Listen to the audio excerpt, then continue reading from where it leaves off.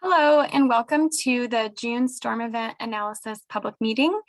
Today is Thursday, February 24th, and thank you for joining us for this discussion. We're going to cover some slides here in a moment with an overview of material, followed by plenty of time for questions and answers. I also want to let everyone know that this meeting is being recorded and the recording will be posted on the project website, as well as the presentation slides on the project website at a2gov.org/JuneStorm. Couple of technology things to know. The screen share and the video cameras for attendees are currently disabled. Your microphone is currently on mute, but there will be options to unmute to ask questions. And as you can see on this screen here, if you're joining by computer, you'll be able to raise your hand using the raise hand icon. That will indicate to us you have a question or a comment and will allow you to unmute to share that at the appropriate time in the meeting tonight. And for questions and comments by phone, you'll press *9. That will indicate to us facilitators that you have raised your hand and you would like to speak, and you'll be given the opportunity to do so. Couple of meeting guidelines as we get started. So we want to commit to learning and avoid speculation. We encourage you to ask questions so that we can explore issues together. We want to hear from each of you. We've got a lot of time on tonight's agenda to cover questions, and we ask that you raise your hand and be recognized to speak. We'll take one speaker at a time. When you are speaking, please move to a quiet area and silence any background sounds. Speak loudly and clearly, and we'll allow for each individual to have a chance to speak before any repeat speakers. We also ask that you remember the rights and dignity of everyone in the room tonight, in this virtual room together. Please critique ideas and not people. Be thoughtful about your language and refrain from using any accusations, inappropriate language, or attacks. And we cover these guidelines in order to set the stage for a productive and civil discussion. And we invite you, if there are any other thoughts on guidelines that we should agree to for this discussion, please feel welcome to put those into the Q&A window, or you can raise your hand and we'll take those at this time as well. I do see one question that has come in about whether the recording will be available, and it will. It will be posted on a2gov.org/JuneStorm. It usually takes us a few days to a week to get that from our recording department and get it posted on the webpage, but it will become available. And we're also gonna, as we get started into our agenda, I'm gonna launch a poll. This is the City of Ann Arbor's standard demographic questionnaire. This is optional and anonymous. You are not required to fill it out. You should see it. It should have popped up on the screen in front of you for those that are joining by computer. Those who are on the phone, we unfortunately do not have a good way with this technology to capture your responses, except for if you would like to stay on the call after the meeting completes, then I can record your responses manually that way. But otherwise, if you're joining through computer and you can answer these questions, we ask that you do so to help the city learn. We want to understand who we are hearing from so that we can make better efforts to modify our engagement practices towards more inclusive approaches to include the voices of those that have not been represented in the past or have traditionally been underrepresented. So I'll leave that open for a few moments, and feel free to close the poll once you have submitted your response. There's about 10 questions. You'll scroll to the bottom, click submit, and then you can close that poll. But I'll keep that open as I turn it over to Troy to take us through the agenda. Thank you, Kayla. My name is Troy Boffman. I'm a project manager with the City of Ann Arbor. I want to thank everybody for joining us today. Quick agenda items here. We'll start off with introducing the project team. We'll go and discuss the purpose of the meeting, provide background on how, what got us here today. Then our engineering team will go over a summary of their analysis and then provide their conclusions and recommendations. And as Kayla mentioned earlier, we should have plenty of time for questions at the end of the presentation. So for introductions, the project team was comprised of not only city staff, but also the county drain office, And then, of course, the engineering firm that we brought on board to help us with this. For the team members, I'm gonna, when I call out your name, if you would, please turn your camera on and introduce yourself. So we'll start with Molly.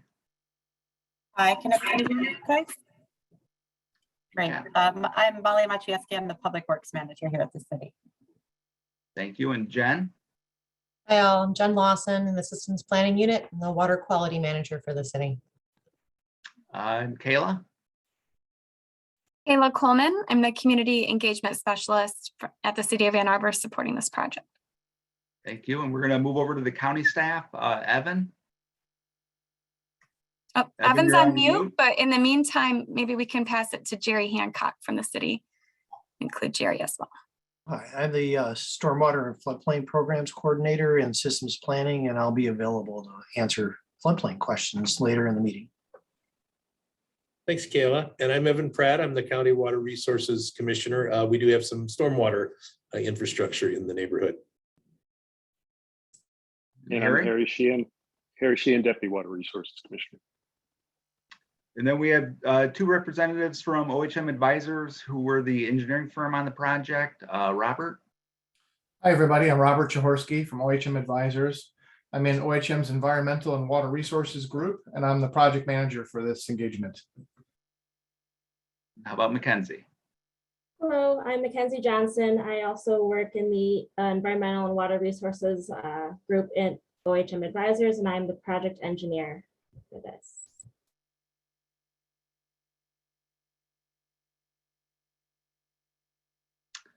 So the purpose of today's meeting really is to share the findings from the drainage study or the engineering analysis that was performed. We're going to identify and discuss what our next steps are. Then, of course, as I mentioned earlier, we'll have plenty of time for some questions at the end.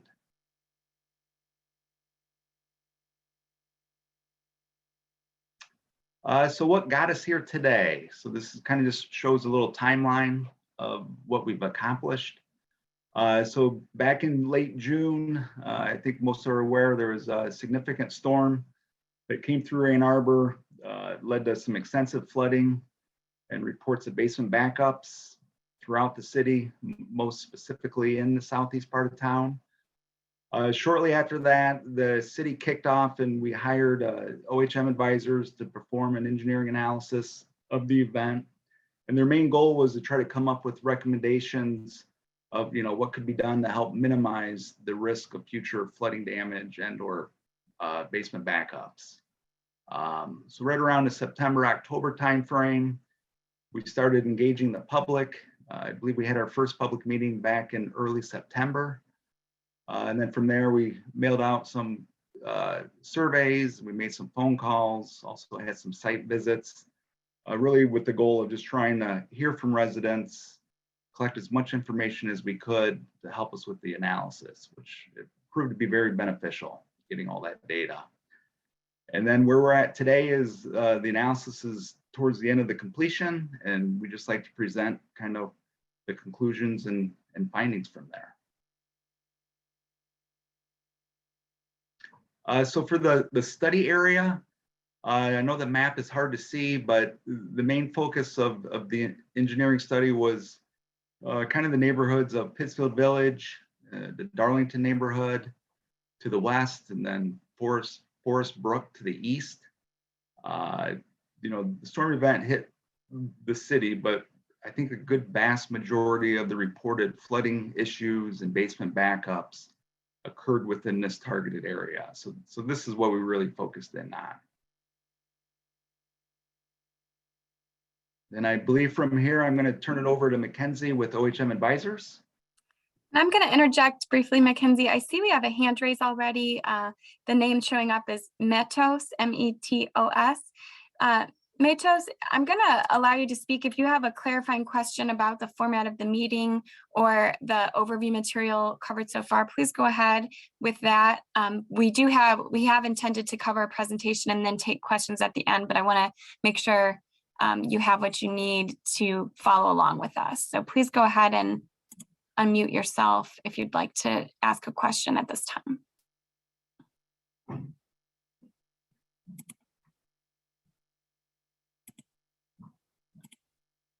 All right, Matos, I'm not seeing you unmute. You have that permission to do so right now. And I'm not seeing that come through. So I'm going to go ahead and lower your hand. Perhaps it was an error or a glitch with the technology. So if you do have a question, feel free to put it into the Q&A window and we'll keep an eye on that as we move through the presentation slides.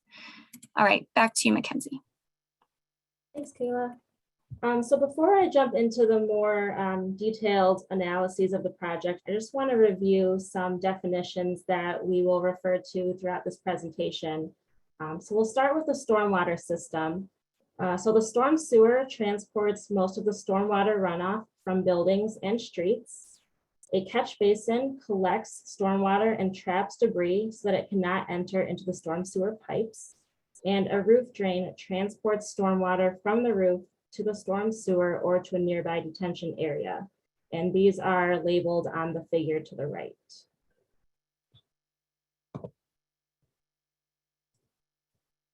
For the sanitary sewer system, the sanitary sewer transports sewage as well as some groundwater and stormwater that finds its way into the system. So this could be by way of connected footing drains or cracks in the pipe, as there are other potential methods as well, sometimes through deteriorated manholes and the like. Footing drains are drain pipes beneath a structure that collect and drain groundwater away from the building's foundation. You'll notice in the figure to the right that the footing drain is connected to the sanitary sewer, even though it does not transport sewage, it collects groundwater. And then lastly, a basement backup is the backup of flow from the sanitary sewer into a basement.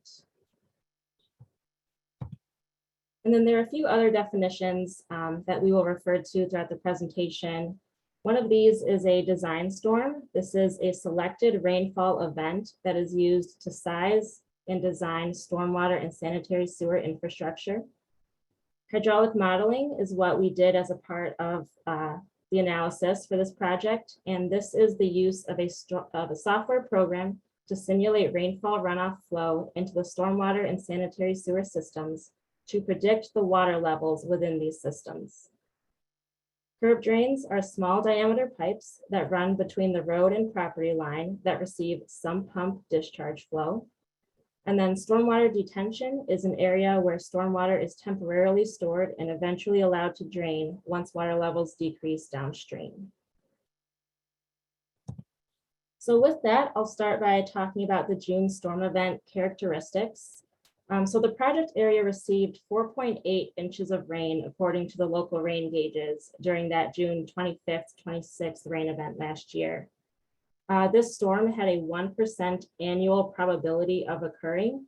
So in other words, this was a 100-year storm, and that is shown by the graph at the bottom of the slide. This graph also shows that the city of Ann Arbor designs its stormwater system to handle a 10-year storm, and it designs its sanitary system to handle a little more than a 25-year storm. You'll notice that the city's design storms for both the stormwater and sanitary systems exceed the industry standard design storm, which is a 10-year storm for these systems. This figure shows the rainfall variability across the city of Ann Arbor. So you'll notice that there are some red lines across the figure, and those indicate the highways that traverse the city. The red triangles on the figure are the locations of the rain gauges that were in place during that June rain event. And then the area outlined in black is the project area. So you'll notice that the southeastern portion of the city received the highest rainfall totals compared to the northern portion of the city. And of course, the project area was in that area that received the higher rainfall totals, which is in the area shaded yellow and red. So one of the first steps of this project was to have some public engagement. So we held a public meeting back in September of last year to learn more about resident experiences and concerns resulting from that June rain event. Following that public meeting, we met with the Pittsfield Village Condo Association for an interview and site visit. And we learned that the green space area north of Packard Road tends to collect stormwater during rain events. and the flooding level in this area approached the foundations of homes during that June rain event. We also learned that the Swift Run drain flooded over Packard Road, causing it to be closed. And there were numerous reports of extensive street flooding and basement backups in the area. So following that interview, we conducted an online resident survey that some of you on the call may have participated in. So of those who responded to the survey, about 70% of people with a basement experienced basement flooding. Of those with water in their basements, 48% reported that the water came from a floor drain. 20% reported that the water came from outside of the house and then seeped into the house via cracks in the walls or the foundation. And then 26% of people reported that water came from both the floor drain and outside of the house.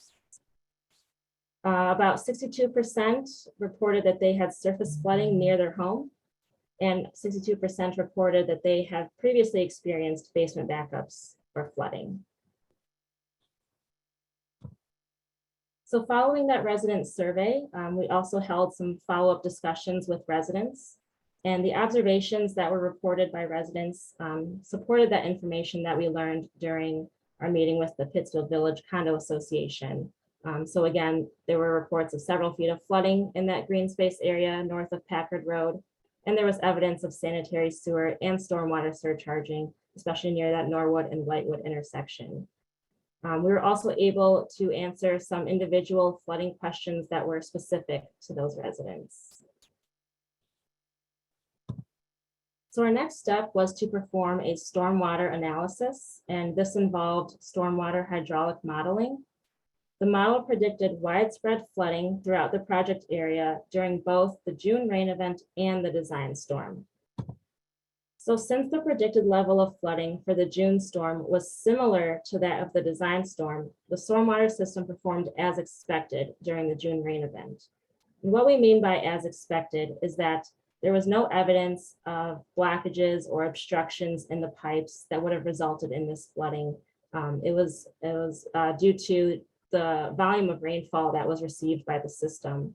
And this could be equated to a traffic jam on the highway. So for example, the traffic may be due to a crash up ahead, or it could be due to just the number of cars on the roadway. And in this case, the flooding was due to just the amount of rainfall that was received and amount of flow that entered into the system. As a part of the stormwater analysis, we also looked into two additional areas. One of these areas is that green space north of Packard Road, and the other area is between Pinecrest and Barrow. And these are shown on the map here. So the first area is that green space area. The model predicted flooding in this green space area north of Packard Road during both the June rain event and the design storm. So that suggests that this area may have been intended to provide some level of surface storage during rain events. And you'll notice in the figure that the green space area is actually located within the Swift Run floodplain. So it would be expected that this area would experience some flooding during rain events. The second area was the Pinecrest and Barrow area. The model suggests that the storm pipes between Pinecrest and Barrow have insufficient capacity to transport the local runoff predicted during the design storm. Thus, it's recommended to upsize these pipes to 24 inches in diameter so they will have capacity to transport this local runoff. And the model results also show that there would be negligible impact downstream to the Swift Run drain where it drains into. So next we looked at the sanitary sewer. We performed sanitary sewer hydraulic modeling, and the model showed that connected footing drains contributed a large amount of flow into the sanitary sewer system, resulting in the basement backups that were experienced. So you'll see in the figure that the foundation drain or footing drain is connected to the sanitary sewer, even though the foundation drain does not transport sewage. So the model showed that the amount of flow coming from these connected footing drains contributed to those basement backups. So just to summarize some of the conclusions from this analysis, the project area received 4.8 inches of rain, which again equates to a 100-year storm event or a storm that has a 1% annual probability of occurring. This storm exceeded the city's design standards for both the stormwater and sanitary sewer systems. The stormwater infrastructure performed as expected during the June rain event. The green space area north of Packard Road may have been intended to provide some level of surface storage during rain events, and connected footing drains contributed a large amount of flow into the sanitary sewer system, resulting in basement backups. So from those conclusions, we developed several recommendations for the city. Some near-term recommendations are to extend curb drains within Pittsfield Village to allow for some pump discharge connections in support of the developer offset mitigation program, which we will talk about more later on in this presentation. The city also plans to conduct a stormwater management project beginning in July of next year. This project will include pipe upsizing and will look for opportunities for stormwater detention in the northern part of the project area. The city also plans to conduct a utility improvements evaluation project beginning next year, although portions of this project are already underway. This project includes public sewer investigation and rehabilitation to find and eliminate sources of stormwater that gets into the sanitary sewer system. Some long-term recommendations for the city include performing a swift run drain study in coordination with the Washtenaw County Water Resources Commissioner. This project would look for stormwater detention opportunities throughout the Swift Run Creek shed. It's recommended to upsize the stormwater infrastructure between Pinecrest and Barrow, as was mentioned previously. And it's also recommended to reevaluate the city's design storm so that it accounts for climate change. So again, the design storm is used to size improvements to the storm and sanitary sewer systems. There are other utilities in the region that are in the process of reevaluating their design storms. So the city plans to monitor those regional efforts as they prepare to reevaluate their own design storm.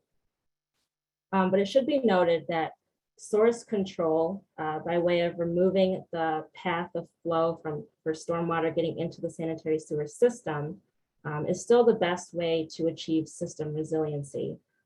So in other words, there will always be another larger storm that comes along that exceeds the design storm and has the potential to overwhelm the system, especially if there are a number of ways for the stormwater to get into that sanitary sewer system.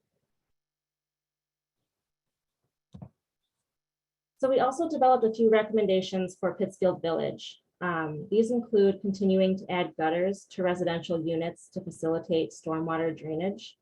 It's recommended to clean and televise the sanitary sewer leads to ensure that the full pipe capacities are available to be used during rain events. It's recommended to perform a capacity analysis on the private stormwater infrastructure to ensure that it is adequately sized for the desired level of service. And we also recommend that Pittsfield Village assist residents with the DOM program efforts. And one item I want to note here is that Pittsfield Village is a private entity, so the city's public dollars will not be able to be utilized to implement these recommendations. So these need to be implemented by Pittsfield Village. We also have a couple recommendations for homeowners. One is to participate in the DOM program to disconnect footing drains. So as I mentioned previously, connected footing drains contribute a significant amount of flow into the sanitary sewer system during rain events. The cost for this work can be negotiated directly with the developer as well. It's also recommended to implement best practices to reduce the risk for basement backups and flooding. A couple examples are to ensure soil is sloped away from the house, extend your downspouts away from the house, and you could also install a check valve on the sanitary sewer lead. So there is a complete list of the best practices posted on the city's website at a2gov.org/JuneStorm. And I think I'll hand it back over to Troy to talk about the DOM program. Yeah, thank you, Mackenzie. So I just wanted to talk briefly on the DOM program. Again, it stands for the Developer Offset Mitigation Program. And the main purpose of the program is to reduce the overall flow to our sanitary sewer system.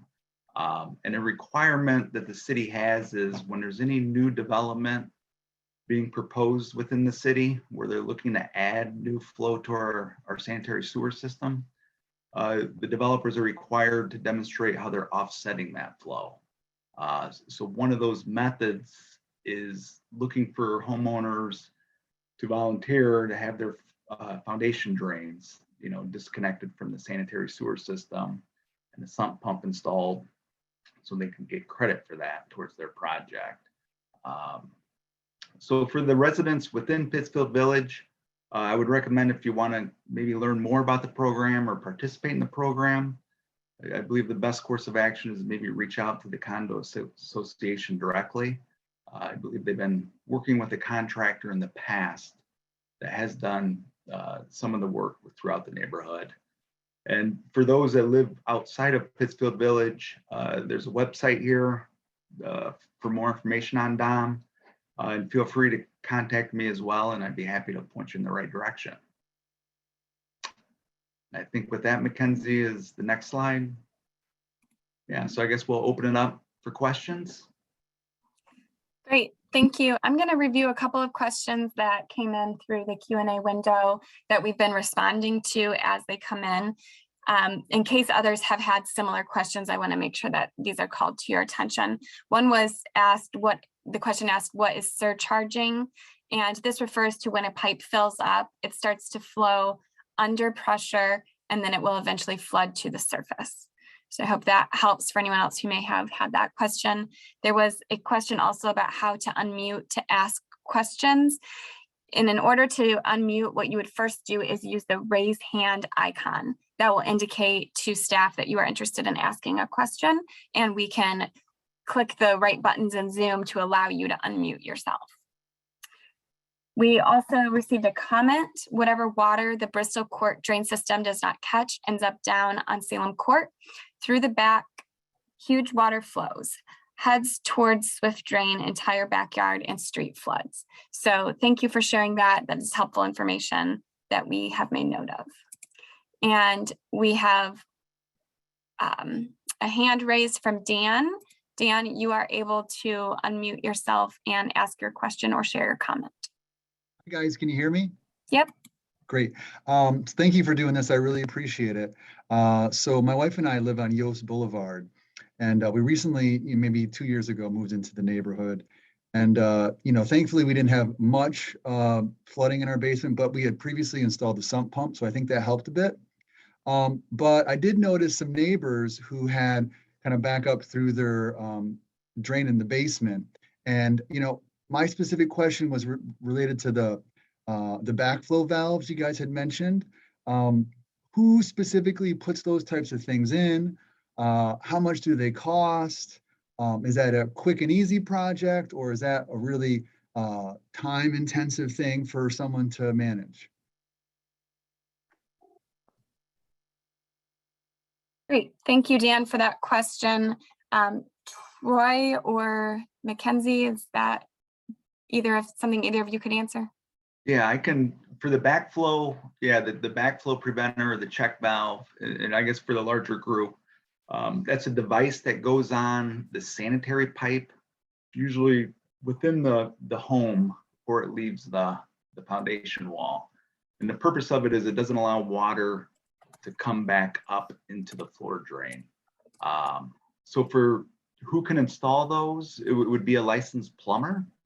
I don't have direct knowledge on what's involved with putting that in, but I would suggest reaching out to a licensed plumber. Troy, I think this is Robert from OHM. I think the installation is a lot like putting in a sump pump during an FDD or a DOM removal. You have to, locate the exit of the sewer lead from the house, cut a hole in the basement, get access to that pipe, install a check valve, and put a little sump around it, little access box around it. So it's a little bit of a project in the basement. Is that something that requires a permit or an inspection from the city to do? Yes. I believe it does. All right, great questions, Dan. Thank you for asking those, and I hope that information helped. The next question we have is from RWKanga, and you should be able to unmute yourself and ask your question. Hi there. Hi. This is Rick. Hi, Robert. How are you? Hi, Rick. Good to see you. Good to hear you. Nice to see you. Hey, I do have some questions, and this is directly towards the engineering of the storm sewer in our neighborhood, and along with the county drain that runs through. I own two properties, one at 3655 Oakwood and the other one at 2838 Whitewood. The Oakwood property did not have any flooding, but we don't have a basement. But the Whitewood one did, significant damage. Now, my question is this, and I'm hoping somebody has a very good answer for it, is when I'm looking at the drawings, I'm seeing a 48-inch storm sewer coming down Packard one way, and an 18-inch storm sewer coming down the other way. And both of those go into the swift run drain that goes into the green space into a 42-inch pipe. I also see a 24-inch pipe going into the center of the green space, another 18-inch pipe going down by Whitewood and Norwood, and a 21-inch pipe coming into that same storm sewer that runs through the green space. That the calculations I got is there was no way that 42-inch pipe is going to accommodate all of that flow. And then north or south of Packard, there's two elliptical storms that's coming down the swift run drain, two 66-inch that are equivalent to 66-inch culverts going underneath Packard into that 42-inch storm drain, the swift run county drain. So I just want to know what magic numbers were available when these engineers put these storm drains together to make it even think that they could fit a 21, an 18, a 24, a 42, and a 48-inch pipe into the 42-inch pipe. Yeah, Rick, I think that the simplest explanation for that is that it appears to us that the green space, adjacent to Norwood there on the condo association, it appears to have been intentionally designed as inline detention. All right, and you know that, Robert? Well, do we have like a report or a reference that specifies that from when the facilities were built? I don't think we've seen a document. That might be something for the drain commissioner to let us know if they have some kind of evidence or original design plans. But for us as engineers modeling this now today, when we look at it, it's pretty obvious that that area is graded and in a location such that it's intended to store water in inline detention. And just for everyone else that's on the call that might be wondering what we're talking about, Rick is absolutely right. If you look at all the pipes coming in and then look at the size of the pipe going out, you might scratch your head and say, wow, there's a lot more, seems like there's a lot more flow coming in to this area than the pipe capacity going out. Well, in that situation, what happens is the water will start to pond and start to store in that green space area. And that storage essentially gives the water a place to go, detains it while the rain is happening, and the storm sewer downstream eventually catches up, and then that green space area will then drain. That appears to have been an intentional design of this area for inline detention. Robert, excuse me, Robert, you keep saying it looks like it's intentional, or it may have been intentional, but I see no real overflow coming out of that 42-inch pipe. Okay, yeah, point received. So what we think happened, the proximate cause or the best theory we have as to what drove the backup of sewage into the basements is this rain event caused that green space area to back up and store a lot of water. And then that water then made its way into the sanitary system and through footing drains and overloaded the sewer system, the sewer pipe. And that's what then caused backups into basements. And that's why our recommendations are focused on both removing footing drains to get the flow out of the sanitary sewer and asking the county to look at possible projects to find other places for stormwater detention or to maybe lower the level of that water surface in the green space area. So Rick, your question's a nice setup for the basis of our, of our recommendations and findings from the study. Correct. But Troy, I just want to, oh, go ahead, Rick, go ahead. Robert, have you walked through the neighborhood? Yes, actually, we, You've been out in the neighborhood. I think Mackenzie's been out here. I think Yep. Troy's been out here. yes, we've all walked the neighborhood. Yeah. We walked it with the condo association, and we went through each area that flooded and structure by structure, understood what happened. When you're saying structure by structure, you mean manhole by manhole? Well, we walked around and looked at all the different manholes and intersections where water had backed up. We Okay, Robert, I worked with you for many, many years, all right? And you know that the pick holes in those manholes are a source of infiltration, along with all the cracks and crevices are a source of infiltration into the sanitary sewer. And that is another big cause of absolutely, absolutely, Rick, and that's another. Absolutely. There was nothing really mentioned about anything about rehabbing the sanitary manholes. Yeah, No, there certainly. was. Yeah, go ahead. Yeah. Mackenzie, you want to pull that slide back up? We described it as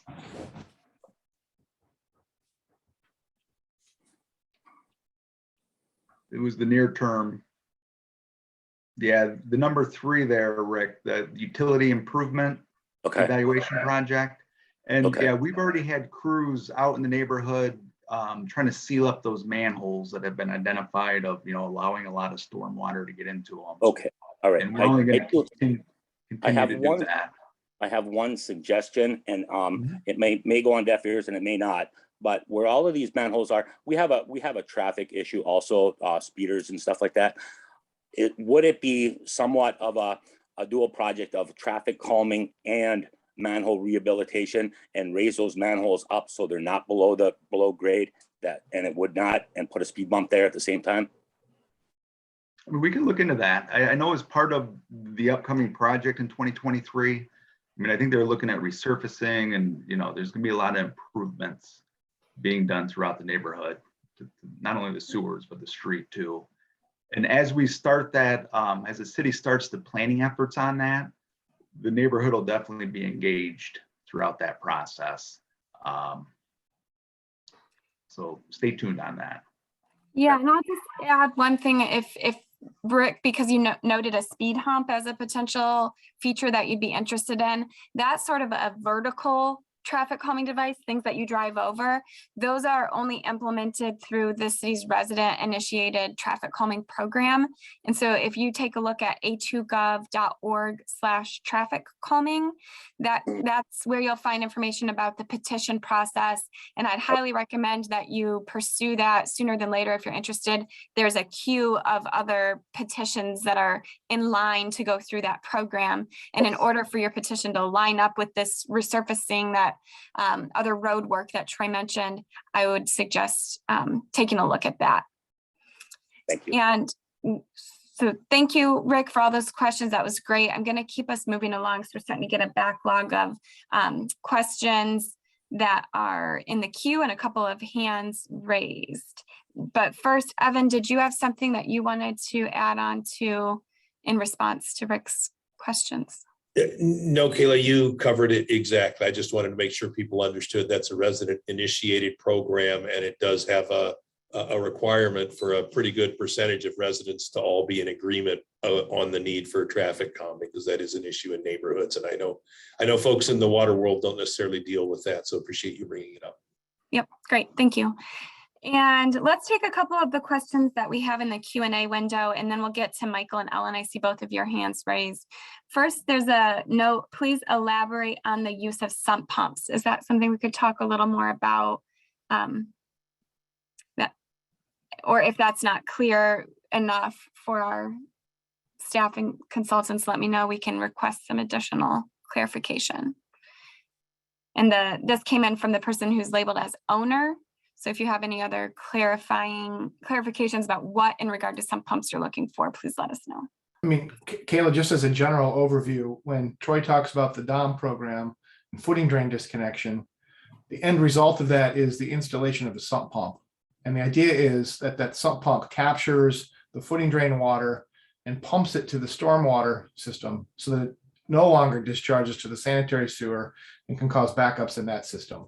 So that's kind of the quick synopsis of why we're referencing sump pumps in this discussion. If there's more details that are needed, please feel free to type it in the comments. We'll address it. Great, thank you. And I see this from Kelly. We live on the lowest part of Brandywine. The rainwater backs up and flows down my driveway from the street into my garage. I saw there was a storm drainage pipe that leads in front of my house on Brandywine directly to the creek behind my house. Can this be inspected, please? Is that sort of inspection something within the bounds of this project, or is there a different avenue that Kelly might pursue for that? Yeah, request? Kayla, and I would even ask Kelly if she could reach out to me directly. I can look into that further with our crews. Thank you. Great. And so thanks, Mackenzie. You see now on the screen the slide that includes Troy's contact information. Kelly, if you can follow up with Troy, we can look into that a little more. And I see this one. We contacted Perimeter to evaluate for participation in the DOM program due to floor drain flooding twice in 2 years, over 30 inches. They came out but never got back to us. They said they weren't available DOM funders, builders willing to participate. We offered to pay Perimeter, but they never called back. We then hired Hagen Plumbers, which installed a sump pump with battery backup, costing over $3,000. Hagen said the backfloor valve wouldn't work. We cameraed the sanitary and they found no blockages. So thank you for that anecdote. Is there anything staff wants to respond to that in that comment? No. Okay. Thank you for sharing your experience. Now this one comes from Kate. I'm wondering about the implications of assuming the green space north of Packard may have been intended to retain water. Does the assumption of this intent affect what changes are possible? Or can we infer that helping that retention space retain better should be a priority, like with rain gardens? This seems related to Rick's question. So are there any sort of rain garden or other stormwater infiltration improvements that could be discussed or are being considered in that area? Well, I can take this question if you like. Yes, please. First of all, I love that we're thinking about rain gardens because that's really where stormwater quality comes from. But in a rain event this size, a rain garden would not be the solution. A rain garden really is more for pollutant removal and smaller storms, half inch or less. So when we're thinking about a rain event, that's a 1% probability or 1% chance, 100-year event. A rain garden is not really the best solution. Just to add to Jen's question, I think that Ms. Hutchins' comment is spot on, and that is knowing that this area appears to have been intended as inline detention, it does limit the solutions that we can look at. For example, we might be simple to say, let's just put a bigger pipe in and drain that whole area. That's going to move the flooding downstream somewhere, and that you can't just do that. That's why the solution here, the recommendation here is to look at the entire drain system and see if there's other opportunities for offline detention elsewhere or other ways to store water. So yeah, it's very, very insightful that you're pointing out that it does limit what other options can be looked at. Great, thank you. And this question from Brady Ops is in regard to drain tiles. How is the flow of water determined at the drain tile? I ask this with a concern that quite possibly the drain tile have collapsed and are ineffective, which in turn would cause pooling of water at the footing and perk into the basement and cause flooding. Oh, Brad Yachts, thank you, sorry. Yeah, there's kind of two items there to unpack. The first one is in terms of flow measurement. It's difficult to measure the flow from a drain tile directly. We sometimes will do that by monitoring sump pumps where someone has a sump pump installed. Other tools we use to understand the flow are The city has a series of flow meters in the sewer pipes. There's a flow meter downstream of this neighborhood that we use to understand the flows that are being generated. And then, of course, we have modeling tools that Mackenzie talked about that we use to understand how the flows are working through the sewer pipes. The second half of the question is, it's a good comment on, would pooling of water in the footing drain perk into the basement and cause flooding? This is why we did the survey. We really wanted to understand the nature of where the water was coming from. So as an example, a collapsed footing drain, the types of flooding or water sources that you'd see from a collapsed footing drain would be clear water seeping into the basement, maybe through cracks, maybe along the corner of the basement wall, or up through the cracks in the floor. It would be clear water, and it would be seeping in because essentially your groundwater is not getting away from the foundation. The other type of basement backup that can occur is from the sewer system backing up. When the sewer system backs up, it's going to come through your floor drain, and it's going to be sewage. And that's why we did the survey. And it seemed that for the most part, most of the widespread flooding during this event was caused from sewage backing up into the basements. And so that's telling us that the main issue here is performance of the sanitary sewer system and footing drain flows contributing.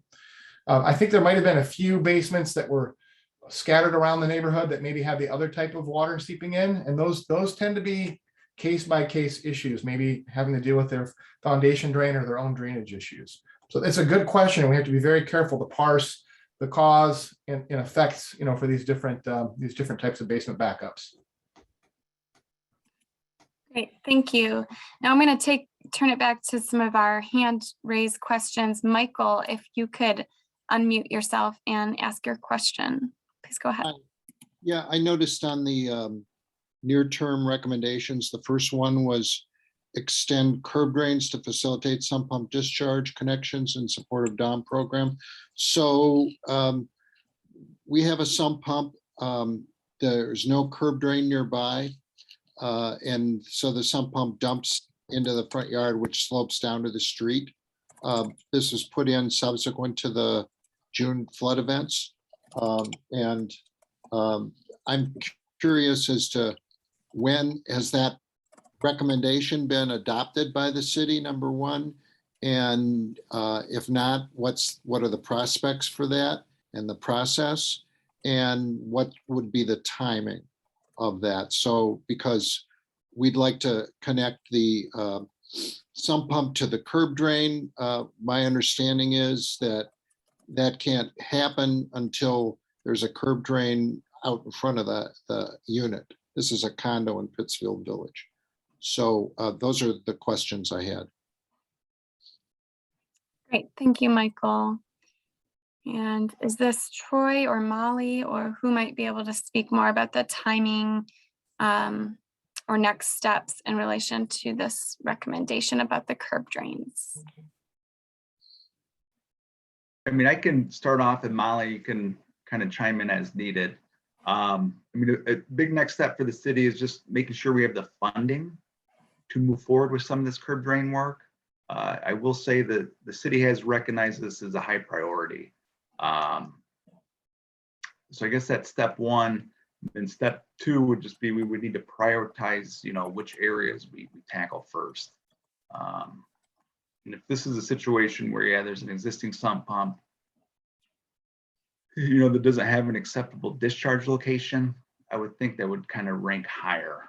I don't know if I'm giving you a straightforward answer, but yeah, the city really needs to sit down and start putting together implementation plans for the curb drains. We just haven't done that yet. All right, Michael, I hope that helped a little bit. Sorry, we can't offer more clarity at this time, but it does sound like there's active discussions taking place on this topic, and I believe progress is being made. So thank you for highlighting the need to work towards that timeline. Am I still muted or? No, yeah, we can hear you. Okay, I wasn't sure. Sorry, I didn't mean to interrupt. So am I right, though, that to have a connection to the storm sewer from the sump pump, there has to be a curb drain in front of the condo unit? I want to make sure I'm understanding that correctly. That is correct. Either a curb drain or a city-owned storm sewer in the street. Yeah, we don't allow neighbors to build a discharge pipe like crossing another property to get out to a public storm sewer. And that's true even if it's a condominium association where there's, commonly owned property. Is that right? Yeah, I mean, I would have to look at that. I mean, it's a great question. I guess we would have to look at that closer to be able to answer that. Okay, well, Specifically. I know how to get a hold of you, Troy. Thank you. Yes, you do. Great. Thank you, Michael. And how about Ellen? Please go ahead and unmute yourself. Thank you very much. Are you able to hear me, Kayla? Yes. Just confirming that. First off, thank you so very much for doing this work over the past several months. And I really appreciate the fact that you're doing a public meeting and with some drawings and pictures and so forth. And also that it didn't really take all that much time really to get to this point. So that's really appreciated. I live here in the village, have lived here for almost 30 years now. And there's a couple of things that I wanted to comment on, and then I had some questions. One of the things that I have wondered about, and I actually want to comment on, is the illustrations at the very beginning of what the stormwater system is supposed to look like.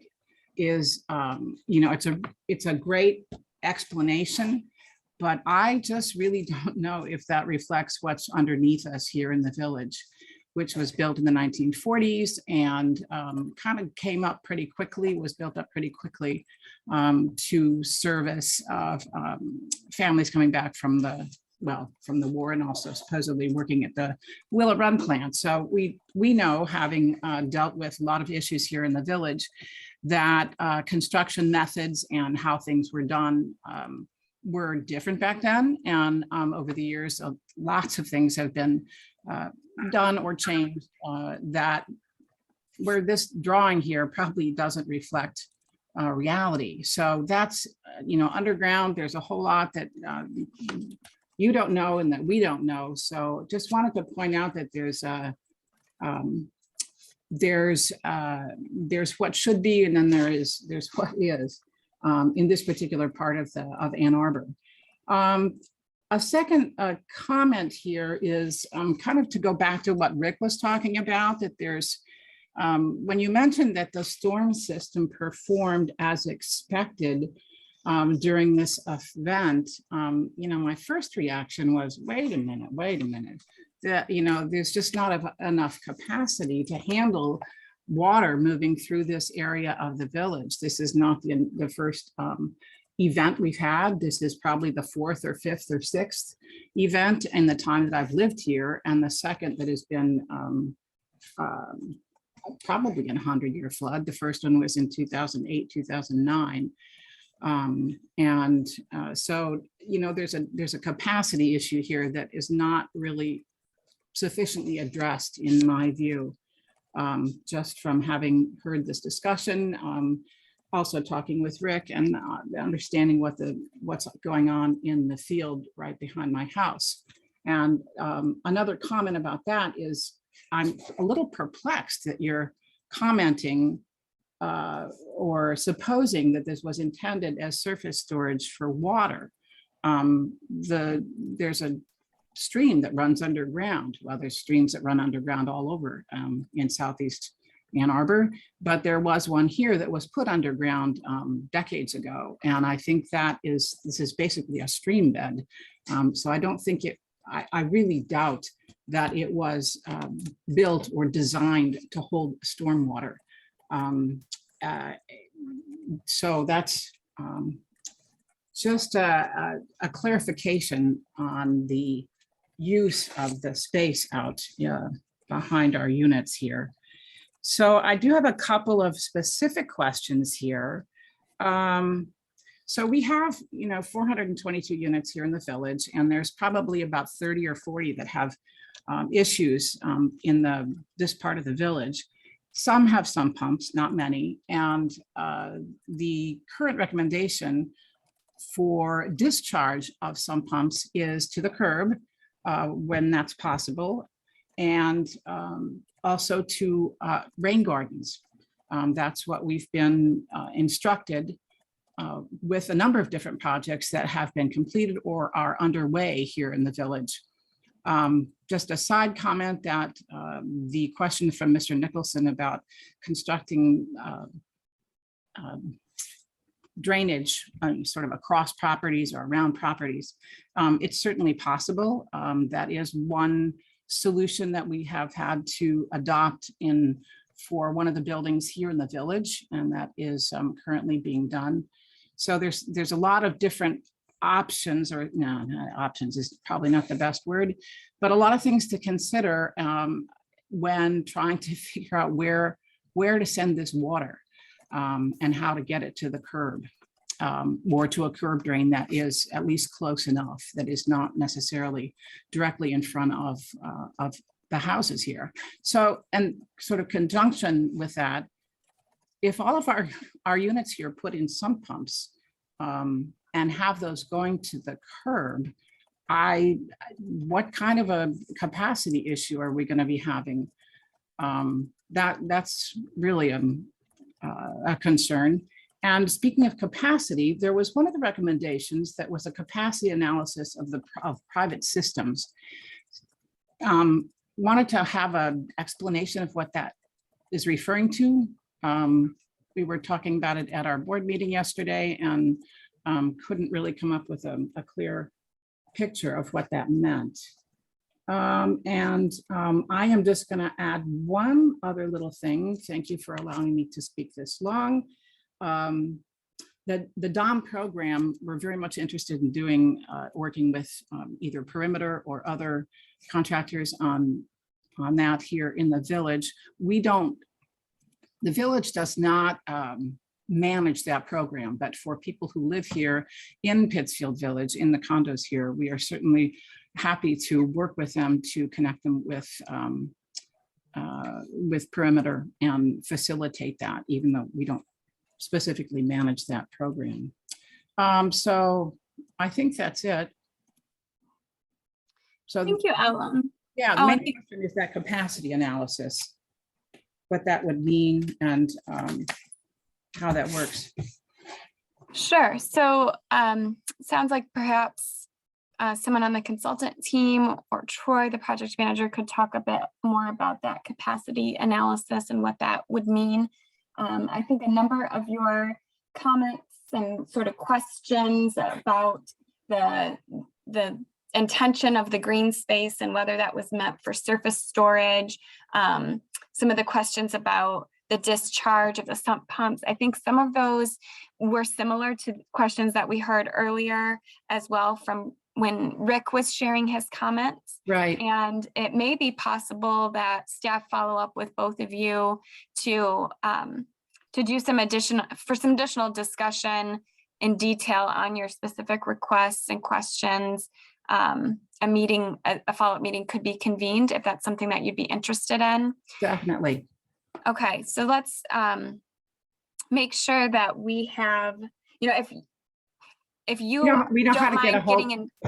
Yeah, if you can get a hold of Troy. Yeah. Right. I was going to say to make sure we have your contact info. Sometimes I get that through Zoom and sometimes I don't, but that would be helpful. I think that could be really beneficial to have follow-up discussion. But if there's, and thank you, Mackenzie, for flashing Troy's email on the screen again. But I think now if there is anything we can address in regards to that capacity analysis of the private system, explain a little more about what that means. That might benefit everyone on the call. I could answer a couple of questions that were inside of her questions. One was if we disconnect the footing drains from the sanitary and put the water into the storm, won't it just cause problem in the storm? Well, from that graphic that you saw earlier, the sanitary sewer is much smaller and the storm sewer is much bigger. Plus you have the floodplain area. So basically the footing drain discharge is a fairly sizable percent of the flow if you put it into sanitary, and it's a fairly insignificant percent of the flow if you put it into storm. So it typically doesn't cause any problems putting it into storm. And then there was a question earlier about the storm system working as designed. We said or work to the design storm.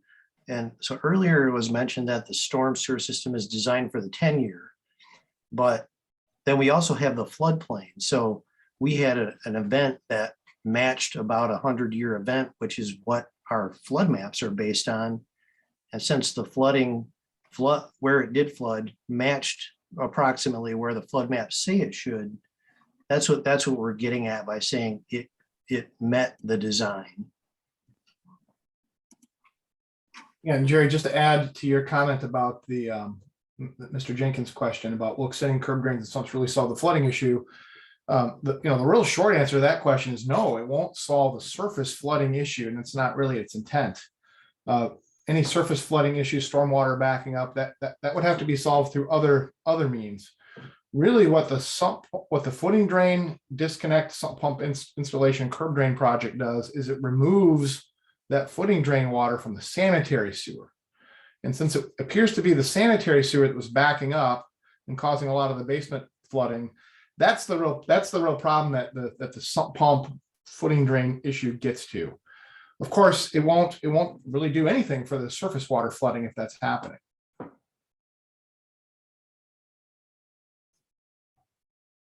Great, thank you. I'm sorry. Have we sufficiently addressed what we can for Ellen's question about the analysis of the capacity analysis of the private system? I heard what you were just saying about sump pumps. I'm not sure that. Yeah, that was more in regards to Mr. Jenkins' questions in the chat. Okay. Can we go back to that? There was a slide that had the recommendation and it talked about the capacity analysis. I think what I understood Ellen is looking for is a little more explanation on what that means. Perform a capacity analysis of the private infrastructure. Yeah, I can kind of speak a little bit on this. We're aware within the Pittsfield Village, there's some private storm pipes like backyard drainage pipes that collect surface water and even some sump pump discharge. And from our records, those pipes appear to be very small diameter. So I think the intent of the recommendation is, to really look at, is the pipe size correctly to handle whatever it's draining. Because the 4-inch and 6-inch pipe is usually on the small side for being able to transport stormwater, during rain events. Mackenzie, I don't know if you have anything to add to that. Nope, that's exactly right. That was the intent with those smaller drain pipes. We just want to make sure that they are adequately sized for what they are intended to, the flows that they're intended to convey. Yeah. Great. Thank you for that additional explanation. I hope that helped for you, Ellen, and for any others. And so then back to Robert, what you were just answering, then you said was in response to Mr. Jenkins's questions. Let me read those and make sure that we've sufficiently addressed them. This says, my yard already floods. If I add footing drainage to the yard, removing footing from the sanitary, it seems it will only compound the issue. Will extended curb drains and sump pumps really solve the flooding issue? I'm thinking to install French drains in my yard will help with drainage. Where can I discharge? At the road? Question. So can we circle back? Robert, I know you said that that's what you were sort of addressing earlier, but is there any other components of these questions from Jeffrey Jenkins that should be addressed or could be addressed? And you're on mute at this time, Robert. Sorry about that. Yeah, I think that Jerry and I were responding to his first comment. The second one, I'm not sure about. I wonder if Troy or anyone from the county has any thoughts on the second comment. I know specific for the curb drains, the city only allows sump pump discharge to be connected to them. The reason for that is they are smaller diameter. They're not intended to accept any surface water where there could be leaves and debris and stuff getting in. But I think it's a good question. I personally haven't been approached if, if some type of French drain outlet could be tied to a curb drain. We just don't have the answer for that this evening. Yeah, I just chime in. I mean, if you're talking about receiving rain versus, a little bit more predictable foundation drain discharge, you really have to design something for capacity and sizing. And I would say what's typically used behind a curb for footing drains is a 4-inch or a 6-inch pipe that would be adequate to receive, surface drainage, even if it's just overflow from a French drain. It would have to be designed. And again, I think for everybody on here, we've talked about a lot of things and we've talked about improvements and designs, but it is important to remember, both Robert and I have had a mentor who said, whatever you design, there still will be a bigger storm someday. So no matter what we do, although the goal is to really reduce the frequency and severity, and it does sound like from everything we've heard from people and what we've seen in the field, it's too frequent and too severe. But I do want to make sure we're all clear on it's really very difficult to eliminate flooding forever, but we certainly see these recommendations. I believe these recommendations will really improve the frequency and severity, less severe, less frequent with these events. But at the end of the day, you do have to design things and you have to pick, well, what are we designing for? So. Great, thank you. I want to know, one of the questions that came in was in regard to whether these presentation slides are available. These will be posted to a2gov.org/JuneStorm. Those should probably be up by the end of the day tomorrow, but give us at least until early next week to check back and make sure that they're there, but they will be posted and available for everyone. And Amy Griffith, I see 2 questions from you I'm going to read, and then I'm also going to unmute you because your hand is up, so you can add anything else. I see that when you lived on the west side, there was a city program that paid for sump pump sanitary disengagement. And is anything like that currently in place for this area? Let me unmute you, Amy, so that is your hand raised to clarify that, or is there something else you want to add on? It was a separate question that I wanted to piggyback on to Ellen's question. So no, it's 2 separate questions. Okay, well, let me see. Can staff answer this question about a sump pump sanitary disengagement that is available or had previously been available on the west side? Is something like that available in this area? This is Troy. I can answer that. Yeah, Amy, you are correct. The city was doing that in other neighborhoods years ago, but I believe that stopped back in maybe 2012. So the answer is no, there's not currently a program where the city's coming in and paying for the sump pump installs. Okay, thank you for that. So my other question, I wanted to piggyback on what Ellen was saying, that if they disengage the sanitary water drains and I believe to go to the storm sewer out to the curb, if I understand that, I heard an answer that that normally the storm sewer pipes are much larger, so they're designed to handle that. But I'm just wondering, like here in the Pittsfield Village, because it's such high density structures and homes, would that still be true? That if everybody's pipe went out to the, I'm not saying all the words right, but water pipes went out to the curb, would we have a problem in such a high dense neighborhood? Mm-hmm. Yep. So I think, yeah, that's a good question, Amy. So again, piggybacking on Ellen's concern that if the stormwater, if the footing drains were disconnected from the sanitary to then discharge to the street, I believe is what we're saying, and then ultimately into the storm system, if I'm following this right, will that create capacity concerns in this dense neighborhood area? Is that something we can address? Yeah, one quick point of clarification. When we use the phrase curb drains, we're really referring to smaller diameter plastic pipe that's installed behind the curb. We're not talking about putting it into the curb. It would go into the sump pump discharge would go into a pipe. And then the whole idea is that pipe is then carrying that water away because we don't want to exacerbate any other flooding. And there have been studies done. The city did a study a number of years ago where they looked at the impacts of that extra sump pump discharge to the storm system, and they found it had a pretty minimal impact. And that just makes sense to us engineers because the flows from that sump pump water is a tiny fraction of the storm flows that are coming through. So I think the short answer to the question is yes, we can engineer those systems so that even if every home, and this is what the city did in the city's program that ended in 2012, they'd go into a neighborhood and remove every home. They'd do a sump pump disconnect in every home in a neighborhood, and those engineered systems can function just fine. Great, thank you. All right, thanks, Amy. And let's see, we've got Good question. a question here from Michelle. Could you post the answer again?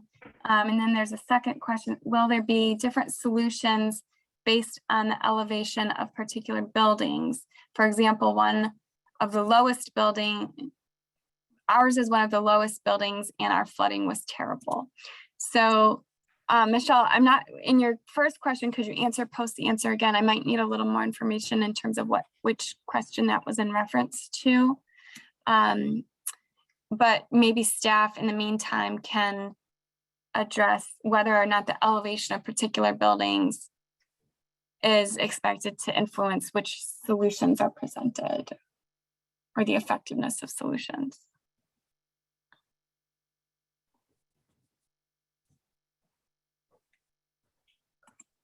Yeah, I can take that.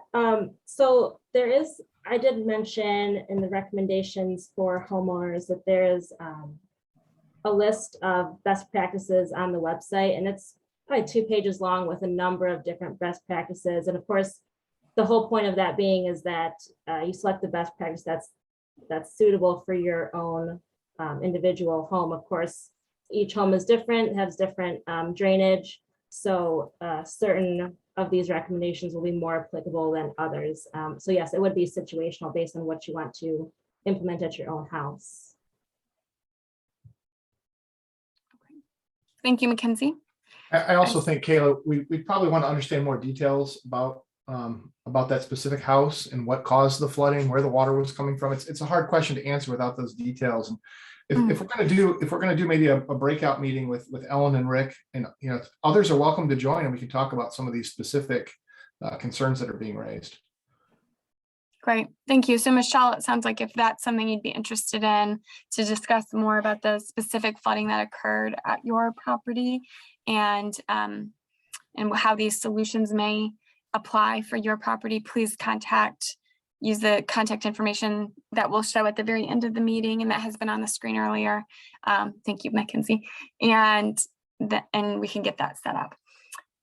So this additional question says, is there any action being taken to address surface flooding?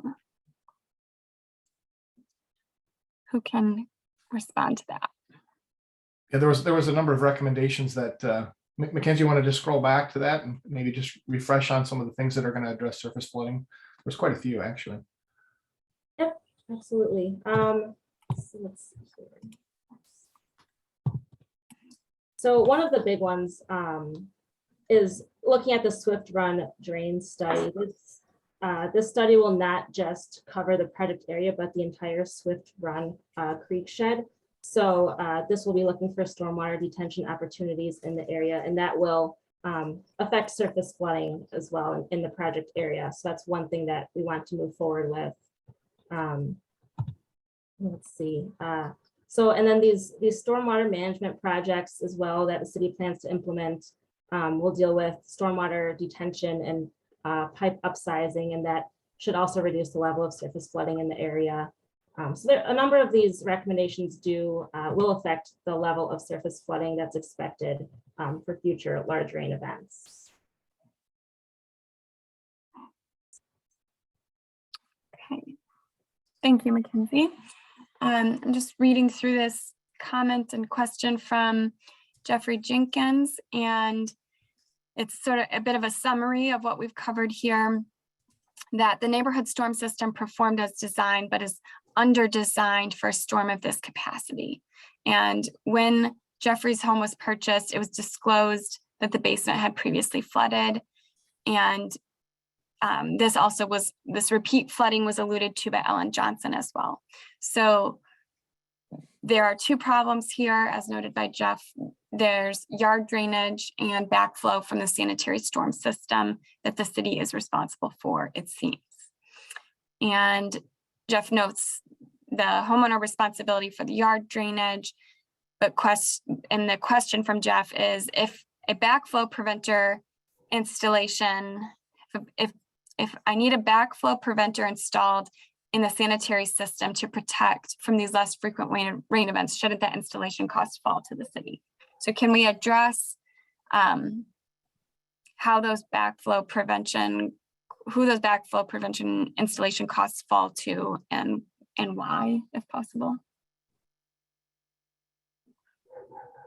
Yeah, Robert, would it be helpful? Could you describe kind of the, the design storm capacity of the sanitary versus the June event? Yeah, and that definitely is applicable. The frequency of the rain event that we're describing here is on the order of a 1% per year probability, or what we call 100-year storm is what happened in June. It's pretty common for sanitary sewers to meet a design frequency of a 10-year frequency. The city's design standard is in the range of a 25 to a 50-year recurrence interval for the storm.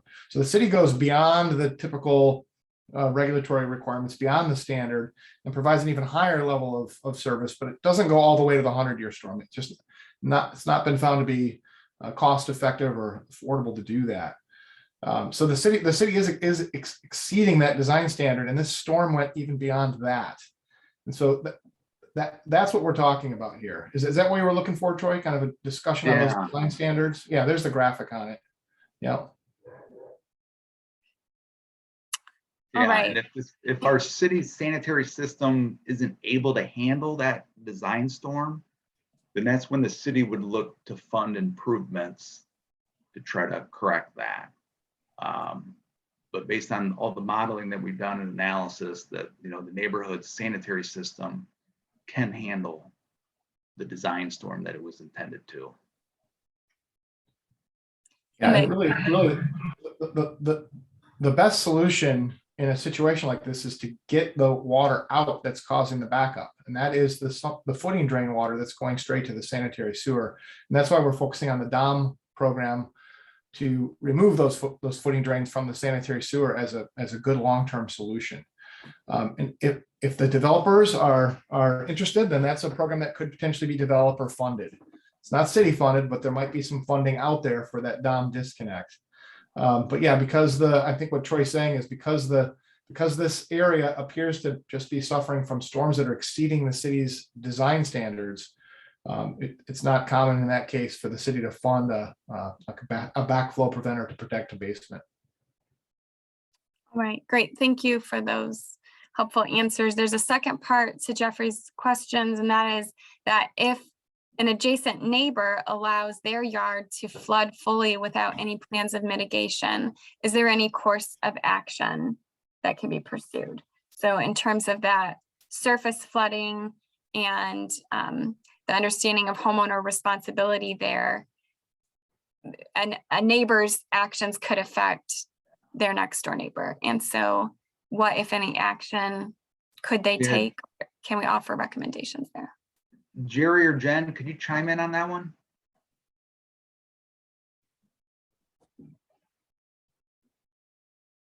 If someone makes some changes to the way their lot drains, that's something that the city, and they cause a drainage problem for the neighbor. That's something that you can contact our building department, and we'll have someone take a look at that. If it's related to a change that's made, if it's been that way for 30 years and it causes a drainage problem in your yard, there's probably not a lot we can do. And if the area that you're talking about, there's no changes made and it's in the floodplain, then we're probably not going to be able to do much about it. But we do regulate changes that are made to drainage to make sure that people are not causing a problem for their neighbors. Right.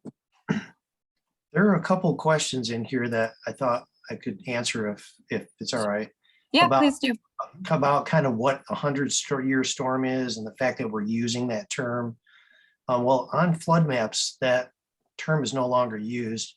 It's called the 1% annual chance, which is a little more accurate description of what it is. And then there's some questions about whether, the 100-year storm, is that really going to be a 100-year storm in the future? Would that change due to climate change? And the answer is yes, it changes over time. In fact, most of us in this industry use the numbers that are provided by NOAA, and they provide frequency data that we use. In fact, that they came out with a new chart full of these estimates in 2014, and indeed the 100-year storm changed and it increased by about 17%. And in some time in the future, hopefully sooner than later, NOAA will update that again. And so the definition of what a 100-year storm is does change over time based on actual data that's gathered by NOAA. Great. Thank you, Jerry, for clarifying that terminology. I know that can be confusing. The use of the 100-year storm certainly doesn't mean it will only happen once every 100 years. So thanks for helping us with that understanding. Let's see, we've got one little comment from Vicky. Let me read through this. I looked into getting a check valve after the 2010 flood. What I was told was that it would be installed in the basement floor drain and would stop water flowing up into the basement, but it would not stop the water from climbing to the next lowest entry point, in my case, the laundry tub. I did not install the valve. During this year's storm, water pressure was so high that it entered from both the floor drain and the laundry tub. I considered trying to stop up the drains, but feared that the pressure was so severe that the water would travel up to my kitchen sink.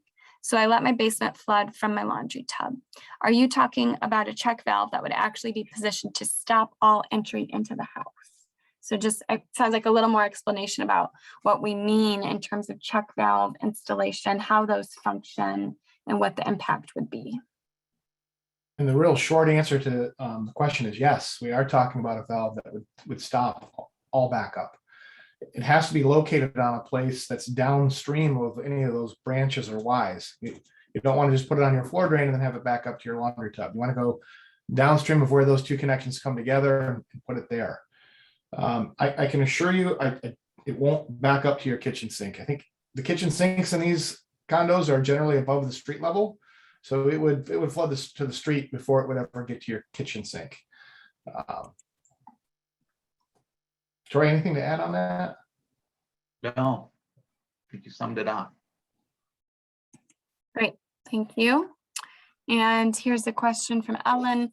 Similar to Jeffrey's question, we have buildings with multiple units. If one unit owner installs a sump pump, but the other in that building doesn't have a pump, would that mean the excess water, regardless of source, would then find its way into the basement foundations of the other units in the building? So yeah, an interesting question, given that multiple units within one building structure, if particular units install sump pumps and others in the same building do not, how would that impact play out? This is a great question. This is a great point. I think the short answer to the question is, well, the one building owner who installed the sump pump, their footing drain flows would no longer be going to the sanitary, they're going to be going to the storm. So that water's gone. But there is this notion of a critical mass. If only a few homeowners install sump pumps, it's not going to make that big of a dent in the water going to the sanitary sewer. So we really need a critical mass of, perhaps half or 3/4 of the homeowners in the neighborhood to all install sump pumps, so that when it rains, there is far, far less stormwater going to the sanitary sewer, and that then will reduce the frequency of basement backups. So there is definitely a critical mass, and the need for the neighborhood to kind of support this and get on board to get that critical mass achieved. It's a very, very good point and good question. Great, thank you. And I see, Michelle, you noted the question was about the slide download, the presentation slides, how to access those. And Mackenzie, if you can show us the final slide that has the project website, a2gov.org/JuneStorm. That is where the presentation slides will be available. And I believe at the latest by early next week, but possibly tomorrow, you'll be able to find those.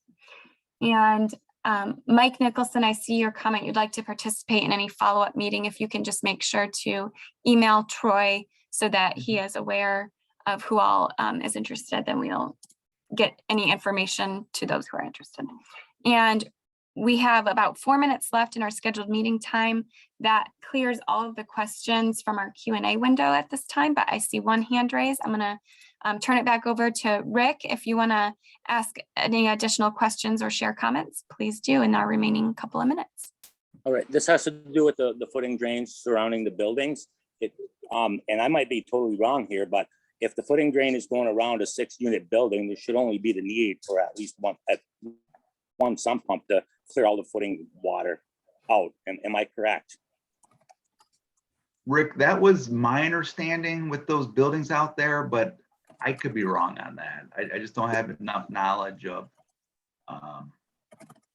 Water's going to flow to the lowest point, and it seems like one sump pump in one building should be sufficient. And there you would have your critical mass. Yeah, I just say I am not picturing the scope and scale of what one building means. I mean, I can think about when I've driven by, but it might need to be a very large sump pump. And there might be considerations about, are you better off with only one thing? Or are you better off with multiple points? I mean, I think those are all decisions to talk about when talking with, someone who would do the installation. What are the pros and cons of centralized versus a little more dispersed? And there are pros and cons. Right. Okay. Got it. Thank you. All right, good. Thank you, Rick. And with that, I don't see any other hands raised at this time. I had meant to make this reminder sooner, but for our call-in, our listeners on the phone, I see we still have phone number 419 with us. You can press *9 and that will indicate you wanted to raise your hand, and I'll be able to unmute you to ask your question. But in the meantime, I think we'll start to wrap up. And if I see a hand raised from any others, we can take a final question or comment. I'll turn it over. Is it Troy or Mackenzie who? Oh, we've got a hand raised from Tim. So go ahead, Tim, and then we'll ask staff to close us out. Oh, I'm sorry. I just posted my question in the Q&A. I wasn't sure if you caught sorry. that. Yep, sorry, I hadn't seen that. So will the recording be on the webpage? It will. Yes, that will be posted on the website page. Might take a few days though. I would say give us up to a week to get that posted. Okay, perfect. Thank you. Great, thank you. All right. So Troy or Mackenzie, who would like to do our final wrap up here? No, I would just like to, thank everybody for taking the time to join us. I mean, this great discussion, great questions. And by all means, if you have any other follow-up questions, my name and number's on the slide here. Feel free to reach out to me at any time. So, but thank you all. Wonderful. Thank you and have a nice evening.